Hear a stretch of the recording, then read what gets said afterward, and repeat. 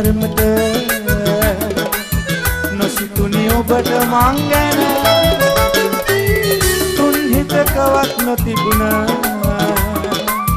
මේ දුක උරුම මටමද ඉවසන්නම් රත්තරනේ සතුටින් නම් ඔබ ඉන්නේ පෙර කල පවක් ලඳුනේ සෙනෙහස මට හිමි වුණේ ඉවසන්නම් රත්තරනේ සතුටින් නම් ඔබ ඉන්නේ පෙර කල පවක් ලඳුනේ සෙනෙහස මට හිමි වුණේ